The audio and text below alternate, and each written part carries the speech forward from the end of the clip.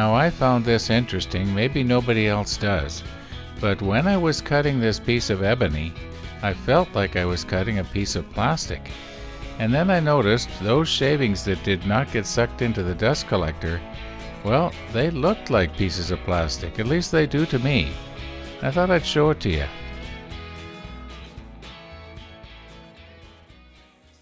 Now the instructions call for a 27/64 inch bit, which should be this one,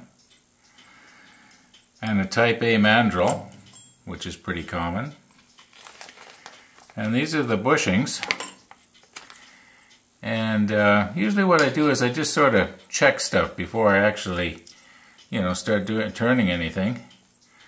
And I just like to see, in my own mind, for instance, are the bushings the same size? Yeah, they are. So in other words, it doesn't matter, which way you put them on, and you don't have to pay any attention to putting your blank on the pen after either the wrong way, because it's the same. And another thing that I sometimes will do, if I think of it, is I will just check to make sure that the bit is actually the right size for the brass tube. In other words, this brass tube should be just a little bit smaller than this. And you can see that it is. Anyway, if you forget to do that, it's no big deal. It's probably going to be right. I can't actually ever remember the instructions being wrong. However, I can sometimes remember myself not following the instructions and having problems. So, yeah. Now another thing, it's always a good idea to completely read the instructions through all the way. Some kits are very complicated, and it's a good idea to know what you're going to do before you actually start. Now this kit looks really simple. In fact, it looks to me as though there's only one pressing involved, and that will be pressing this onto here. Of course, after the after the blank is turned down, and then this piece here, it'll just slip over top of this, and that's how it's going to work. Yeah, this is going to be so easy. I can probably assemble this one with my brain tied behind my back. Anyway, just a little tip. Read the instructions through first. Now both this blank and this blank already have a crack, coincidentally, pretty much where I have to do the cut. So,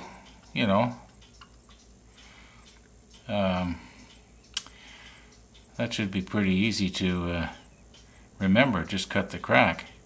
However, this one here, the crack is well inside.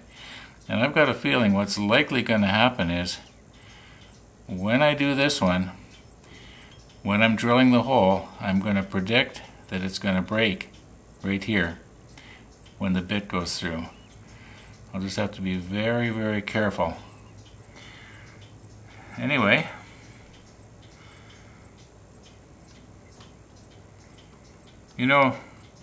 it's like scratching plastic too.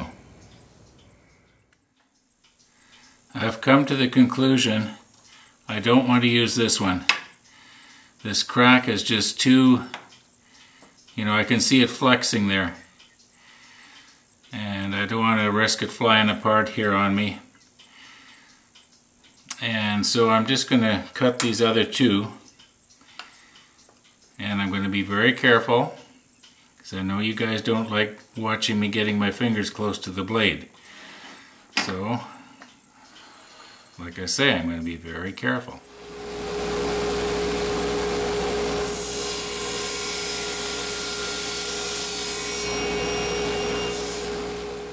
Now I fully realize that I could have used the bandsaw here, and it probably would have worked out okay.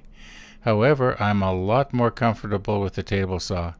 This high-speed, fine-tooth melamine blade works really good when I'm working with piddly little things like this. I just have a whole lot better luck with it, and I'm a lot more comfortable with it. I'm not so uptight. You know, I was sweating like a horse when I was cutting that ebony with the bandsaw.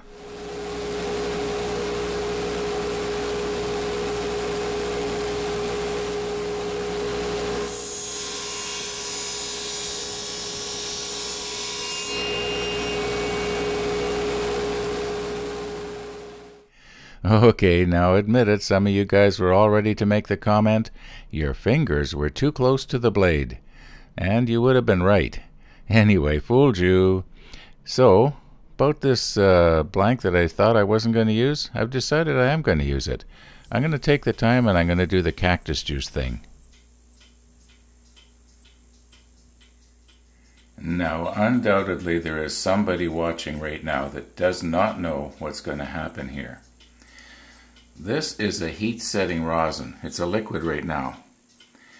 And what happens is when you put it in a toaster oven at about 200 degrees, it cures.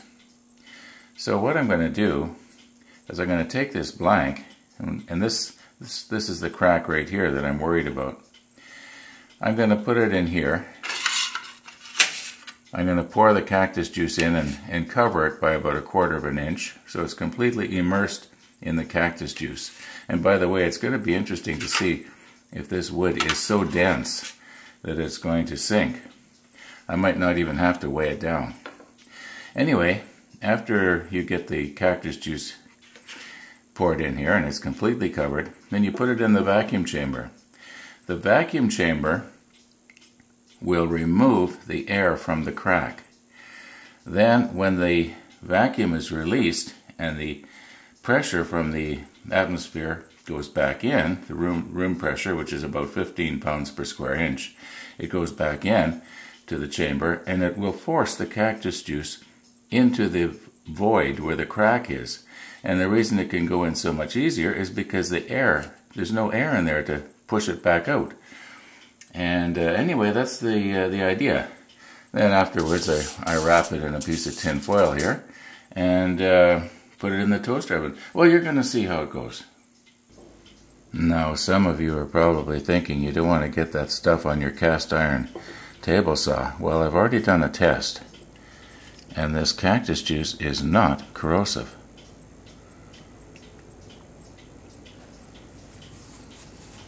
Now, did you ever see wood that doesn't float? I don't think I even need to put the weight on it.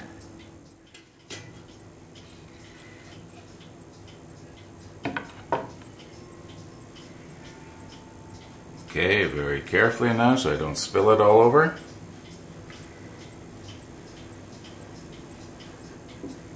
There, I made it.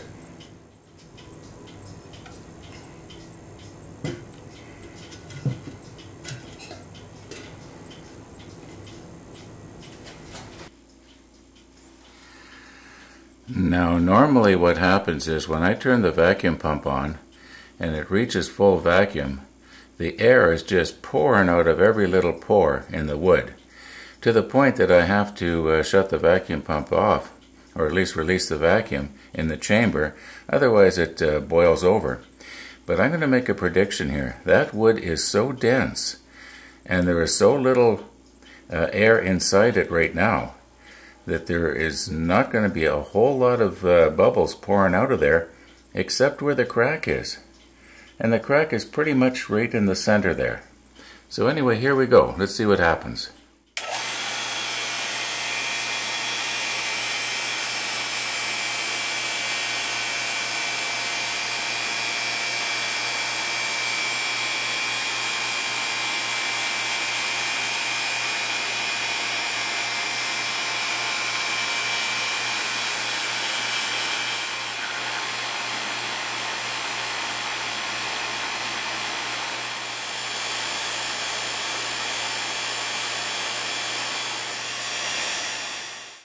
Now you're thinking to yourself, look at those big bubbles still coming out of there.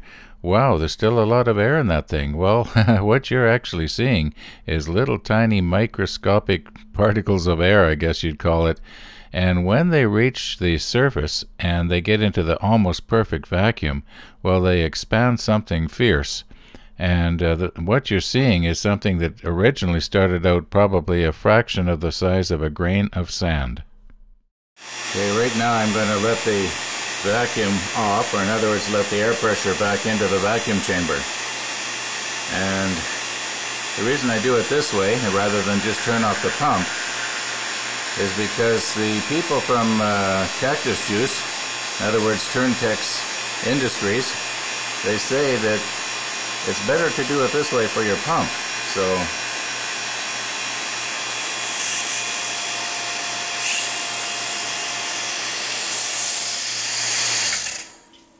So okay, now I can turn off the pump. And at the moment, I'm going to just leave that sit there and let the pressure push the cactus juice into all the little cracks. I was mainly only concerned about that one big crack. The little pores I wasn't concerned about. I was actually very surprised that it bubbled as much as it did. But in the meantime, I'm going to go meet a couple of friends for coffee, and when I come back, we'll take it out and put it into a pressure tank, pressure pot, and force some more cactus juice into all the little cracks, and then we'll put it in the toaster oven. Anyway, I'll be back in an hour.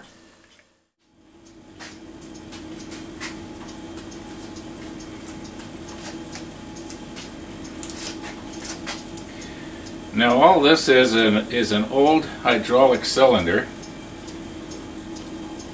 that probably used to be on some farm implement, and it's been turned into a pressure pot, and it works really well.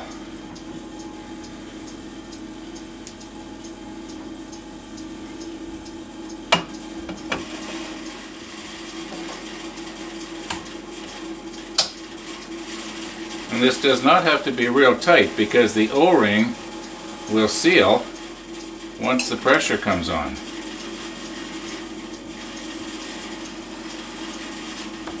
And I think that's good enough.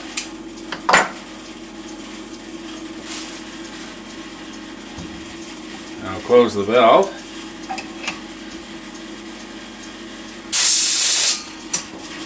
Okay, I've got my air hose hooked on here. I hope you can see it. When I turn this on, you'll see the pressure increase.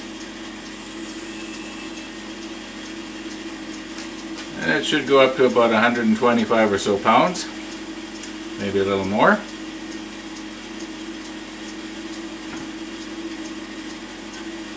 So the idea of this now is that what's happening is the cactus juice is being forced into any little places that maybe it wasn't just from the ordinary 15 pounds per square inch of the atmosphere. Okay, so we're, yeah, like I thought, a little over 125 there. I'll leave that for a few minutes.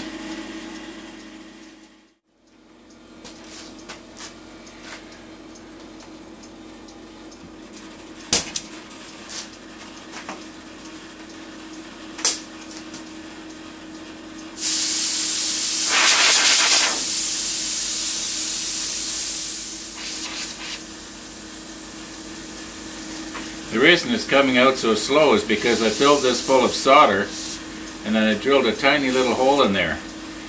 And I didn't want it, when I put the hose on, I didn't want the air rushing in and spilling whatever's inside there.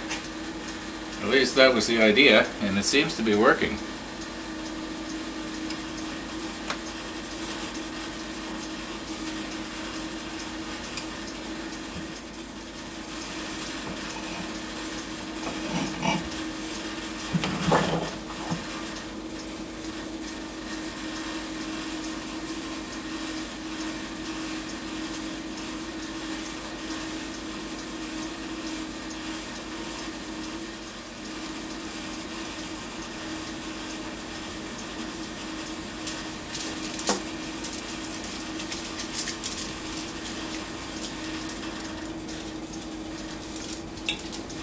And this little piece of tin foil, it could have been just a little bit bigger.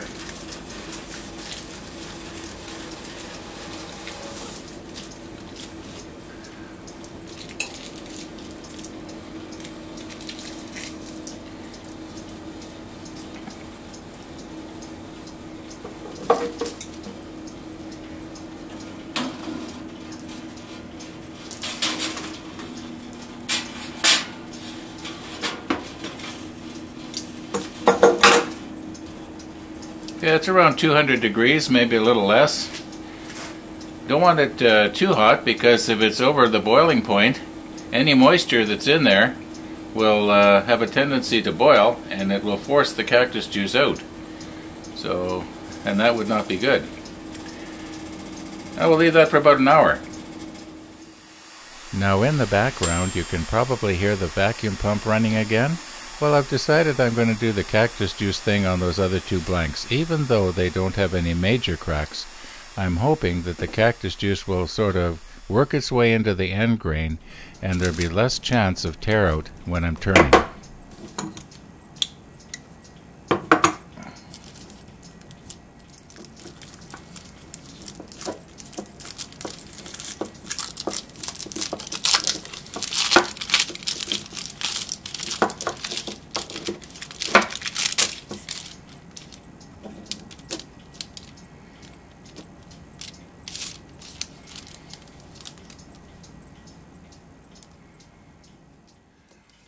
Now the crack that I'm worried about is this one right here, not this one. And turn this, maybe you can see it a little better. It goes pretty well all the way through the whole blank. And I do believe that the cactus juice did solidify inside this crack. But how well the cactus juice will stick to this ebony, I don't know, because the ebony is so dense. And the cactus juice sort of needs something to stick into, to adhere to. Yeah. Well, we'll give it a try here, see what happens.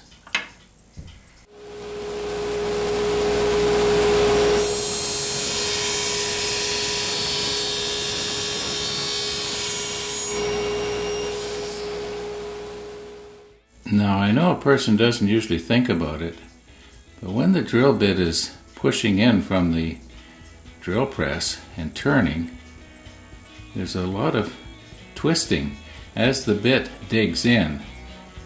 And I just hope that it doesn't twist this little piece off. And if I was to drill in from the other end, I'd still have the same problem. Maybe even more so, because there will be shavings built up at the bottom of the hole.